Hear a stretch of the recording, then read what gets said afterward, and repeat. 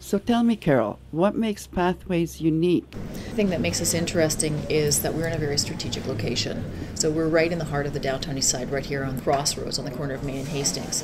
We're a storefront location. We're a one-stop shop. I think I said earlier, we try to meet people where they're at. So one of the things that we find, for example, is often the people in this community don't do well with appointments, for example. So what we try to do is we try to create an environment where people can just drop in. They don't necessarily have to come in and have a scheduled appointment. So we do things a little bit differently. There are very few rules in the building. What we try to do is we try to create an environment that is opening and welcoming to all kinds of people. So there's all sorts of people that will come in here on a regular basis.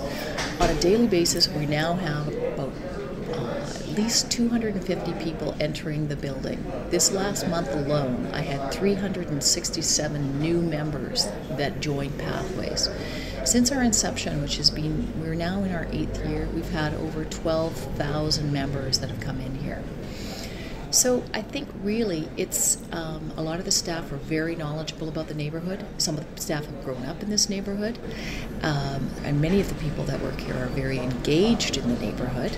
But I think probably what makes us really different is that we try to maintain a very non-judgmental approach. We work with people, we don't work for people. We don't consider the people coming in this building as clients. They're members, they own it. They help to guide what it is that they want from this project.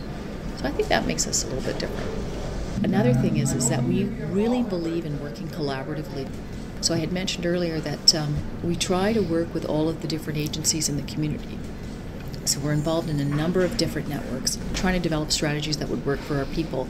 Because in the neighborhood, many of the people will not function in a regular 9-to-5 job. So we have to create some kind of alternative structures that might work, which might mean labor pools, which might mean supported social enterprise type projects, or other kinds of initiatives. So we're very interested in collaborating with other agencies and other groups that are involved, trying to create a model that is non-competitive, shall we say.